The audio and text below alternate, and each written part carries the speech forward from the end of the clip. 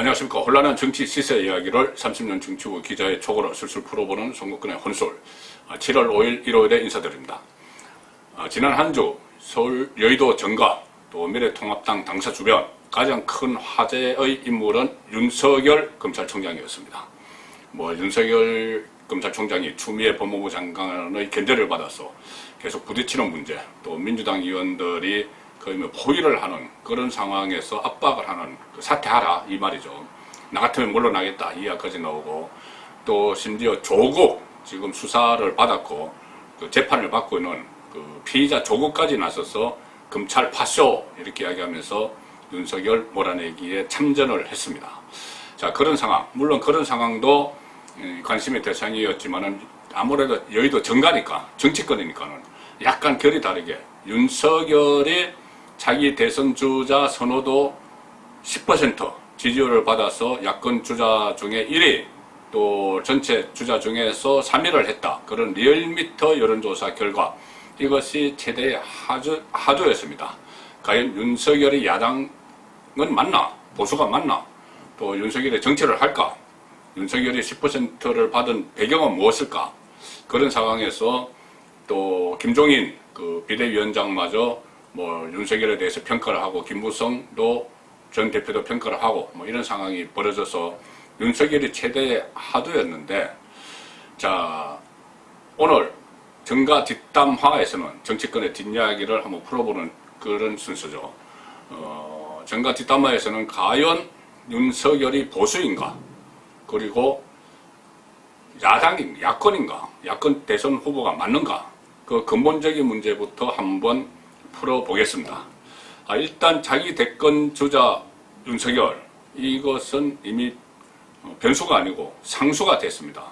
왜 그러냐면은 리얼미터가 대선 주자 선호도 조사 대상 14사람 중에 포함을 시켰죠. 지난주에 처음으로 포함시켰습니다. 그렇다면 앞으로 계속 실시되는 대선 주자 선호도 조사에서 윤석열은 포함이 될 겁니다. 리얼미터뿐이 아니고 다른 모든 여론조사 기관에서도 자기 대선 주자 선호도를 물을 때 윤석열이 들어가겠죠. 그렇기 때문에 상수가 됐고, 특히 이 미래통합당 안에서 제가 처음에 말씀드린 대로 과연 윤석열이 보수의 대안인가?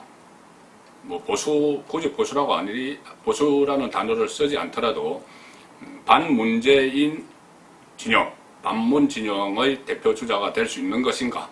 이런 문제들이 근본적으로 좀 많이 회자가 되고 있습니다. 보수든 반문의 대표주자든 일단 현실적으로 미래통합당의 대선 후보 경선을 거쳐야 되겠죠. 대통령까지 되려면. 그러지 않고 제3의 후보로는 별 의미가 없습니다. 어차피 지금 양쪽 진영 다툼이 치열하기 때문에. 자, 그렇다면 과연 보수 반문의 대표주자가 될 수 있을까, 윤석열이? 미래통합당의 공천을 받을 수 있을까? 대선 후보가 될 수 있을까? 그 문제죠. 윤석열 검찰총장은 불과 1년 전에 취임을 했죠. 2019년 7월에 취임을 했는데, 그때 당시 문재인 대통령이 우리 윤 총장님 이렇게 이야기하면서 각별한 신임을 보낸 것을 기억을 하실 겁니다. 불과 1년 전입니다. 그런데 그때 자유한국당, 지금 미래통합당이죠. 자유한국당은 논평을 내서 이 인사를 상당히 비판을 했습니다. 코드 인사다, 보온 인사다, 이렇게 비판을 했죠. 왜 그러냐면 지금부터 설명을 드리겠지만은 검찰총장이 되기까지 친문으로 간주가 됐습니다. 윤석열 검사는 친문으로 간주가 되는 과정이 있었습니다.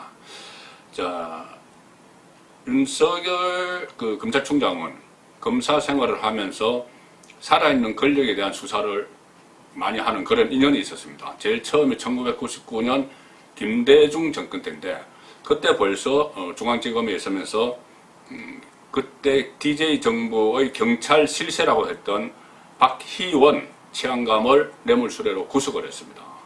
그리고 노무현 정부 때는 또 그때 당시 정권의 실세였죠. 안희정, 강금원을 또 구속을 했습니다. 그리고 이명박 정부 때는 이명박 정부의 측근 비리를 수사하면서 친형인 이상덕 의원을 구속을 했죠. 그리고 그렇게 쭉 하다 보니 보수와 진보 진영 정권을 가리지 않고 살아있는 권력을 수사한 그런 특이한 이력이었습니다. 그런데 이 결론적으로 서타 검사 그리고 지금 이 자리까지 오르는데 검찰의 수장까지 오르는 데는 그 과정에서 박근혜 정권 또 더 크게는 보수의 몰락 이 과정과 연결이 되어 있습니다. 2013년에 일어났죠. 국가정보원 대선 개입 사건 수사. 그때 특별수사팀이 꾸려져서 특별수사팀 팀장을 맡았죠. 윤석열 팀장. 그리고 이 수사를 아주 강하게 했는데 이 수사 자체가 박근혜 정부의 정통성을 뒤흔드는 이른바 불법 대통령 선거 이용 그것을 수사하던 그 수사였습니다. 국정원 대선 수사 개입 이용. 제가 모두의 과연 미래통합당의 주자가 될 수 있을까 이런 이야기를 드린 이유 중에 하나도 그때 당시에 가령 윤석열 검찰의 수사를 받았던 인물이 국회의원이 된 인물이 있습니다. 지금 미래통합당에 가장 대표적인 인물이 김용판 당시 서울경찰청장이죠. 지금 대구에서 당선돼서 국회의원이 됐는데 김용판 청장은 윤석열 총장에 대해서 상당히 반감이 많습니다. 그때 편파 수사를 했다. 박근혜 정부에 대해서 편파 수사를 했다는 것이죠. 그때 김용판 청장이 이 권은희 수서경찰서 수사과장과 서로 대치를 했죠. 권은희 수사과장이 외압을 받았다. 이렇게 해서 김용판 당시 청장이 2년 동안 그 전에 그 윤석열 팀장에게 조사를 받고 2년 동안 재판을 받고 그 다음에 무죄를 받아서 이번에 국회까지 나오게 됐습니다. 그런데 김용판 의원이죠. 김용판 의원은 책을 2019년에 하나 냈는데 책무 이런 책을 냈습니다. 책무라는 책을 냈는데 제가 이 책을 읽어보니 그 안에서 윤석열에 대한 부정적 평가가 상당히 많습니다. 권은희 수사경찰서 수사과장이 증거 축소 은폐 지시를 했다고 주장을 하는데 그것을 수사하면서 편파적으로 수사를 했고 그것을 마치 인디언 기호제라고 표현을 했습니다. 인디언이 비올 때까지 기호제를 드리죠. 그것처럼 윤석열 수사팀장이 본인을 향해서 뭔가 나올 때까지 수사를 해서 탈탈 털었다. 그런데 나중에 재판에서 무죄다. 그런데 그 윤석열이 2019년 시점에 이른바 적폐수사를 하고 있다. 이렇게 굉장히 부정적인 입장을 내놨습니다. 그런 그 미래통합당 안에서 만약에 윤석열이 대선 후보 경선에 나서게 된다면 그런 기류들도 나올 수 있다는 것이죠. 만약에 지금 이 상황이라면 김용판 의원 같은 경우는 앞장서서 반대하겠죠. 자, 그런 상황인데 그때 당시에 윤석열 서타 검사가 탄생한 계기가 있죠. 다 아시지만 국정감사에서 서울고검 국정감사에서 수사 과정에서 위압을 받은 적이 있다. 이렇게 폭탄 발언을 했죠. 검찰 수뇌부가 당시 원세훈 국정원장에게 공직선거법 위반 혐의를 적용하지 말라. 이렇게 그 위압이 내려왔다. 수사팀에 위압이 내려왔다. 이런 폭로를 했고 그 국정감사 질의응답 과정에서 나는 사람에게 충성하지 않는다. 이 말로 서타 검사가 됐었습니다. 윤석열 검찰총장이 되기까지 그 말 한마디가 큰 역할을 했었던 것이죠. 당시에 조국, 지금 윤석열과 거의 앙숙지간인 조국조차도 그때 서울대 로스쿨 교수였죠. SNS에 글을 올려서 이렇게 썼습니다. 나는 사람에게 충성하지 않는다는 윤석열 검사의 오늘 발언이 두고두고 내 마음속에 남을 것 같다. 이렇게 칭송을 했었습니다. 그때 반면에 그때 여당이었죠. 그때는 여당이었죠. 새누리당. 지금의 현재의 미래통합당인데 그때 윤석열의 그 말 또 폭로를 국감장에서의 폭로를 항명이다. 항명이다. 검사가 항명을 하고 있다. 하극상이다. 이렇게 강하게 비판을 했었습니다. 자, 결국 윤석열은 이 검찰 지휘부에 당시에 보고를 누락했다 이런 이유로 징계를 받아서 한 3년 가까이 지방을 떠돌았죠. 지방을 떠돌다가 화려하게 복귀한 것이 최순실 국정농단 사건을 수사한 그때 특검이었습니다.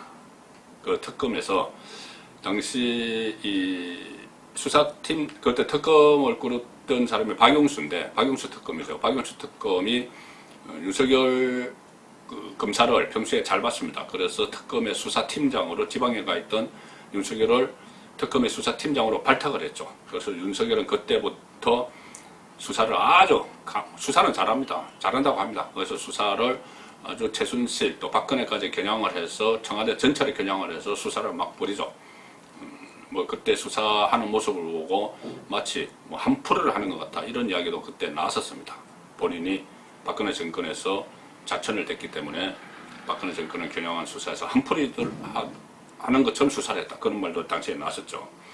자, 그래서 그런 수사 결과가 어쨌든 결과적으로는 박근혜 정권을 무너뜨리고 보수를 몰락시키는 그런 단초가 되는 수사를 했던 거죠.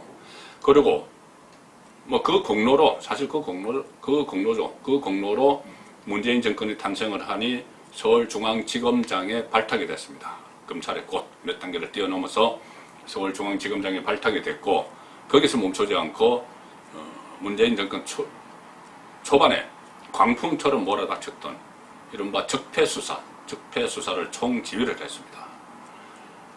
국정농단 수사뿐이 아니고 이른바 국정농단 수사뿐이 아니고 이른바 사법농단 수사까지 다 했죠. 그래서 헌정사상 처음으로 대법원장을 지낸 양승태 재판에 넘겼고 또 이명박 전 대통령 뇌물 횡령 사건까지 파헤쳐서 구속을 시켰고 그래서 보수정당 전체를 사실상 존폐의 기로로 내몬 그런 결과를 낳았습니다.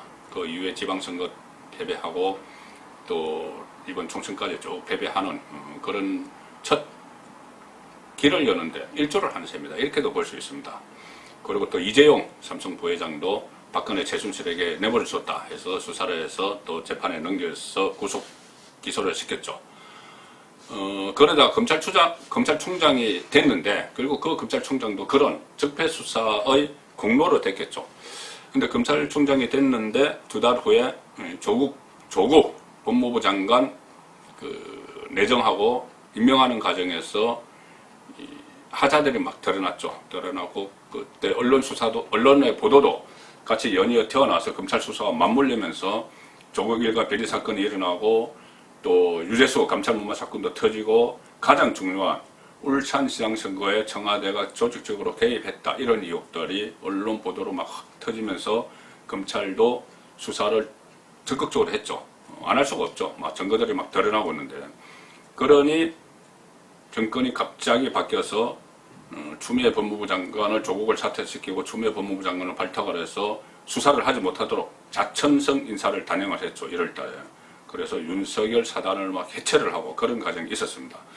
그러다가 4.15 총선이 다가오니 윤석열 검찰총장이 조국 일가 비리 수사와 유재수 감찰무마 수사는 그때 재판에 넘긴 상태고 가장 중요한 마치 이 사건이 확대되면은 문재인 정권 탄핵까지도 갈 수 있다.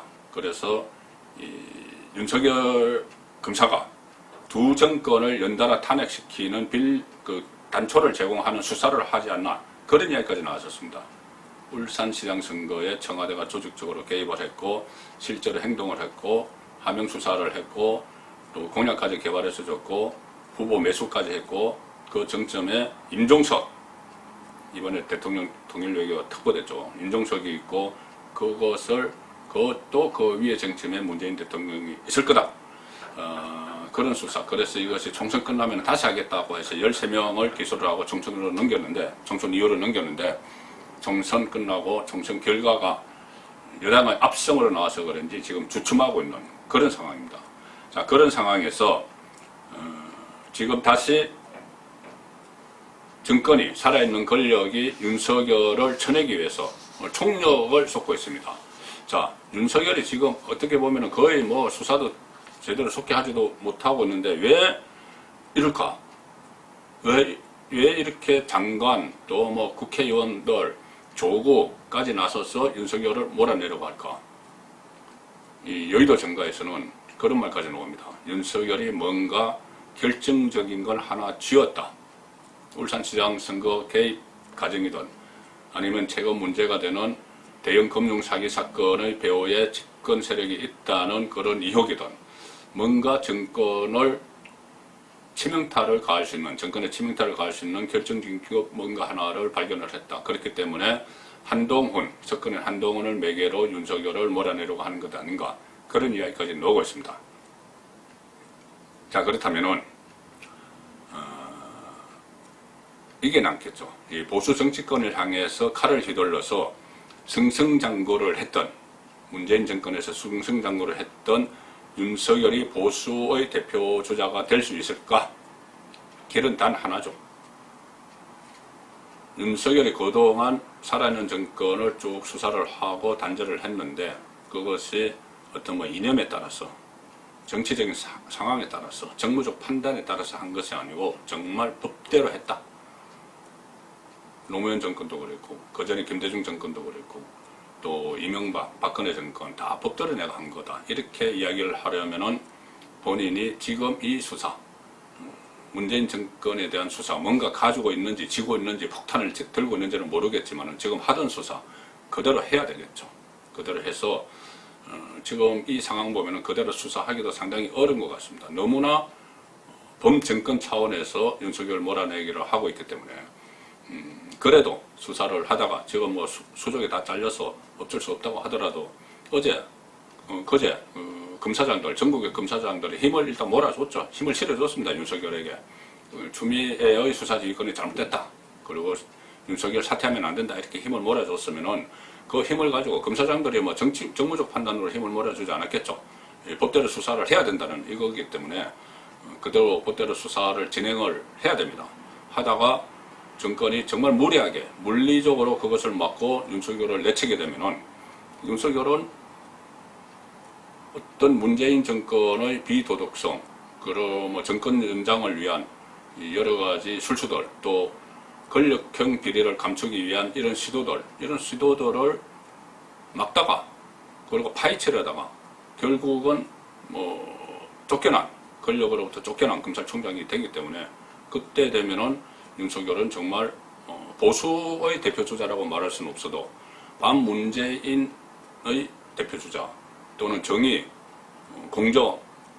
공정을 가치로 하는 대선주자, 그렇게는 자리매김할 수 있을 겁니다. 그렇게 되면은 지금까지는 보지 못했던, 지금까지 모든 대통령 후보들도 그렇고 보수 또는 진보, 이렇게 이념의 틀에 묶여 있었는데 그것에 묶이지 않는 정의와 공정을 무기로 삼는 그런 대선 후보가 나올 수도 있겠죠. 지금부터 윤석열이 하기 나름입니다.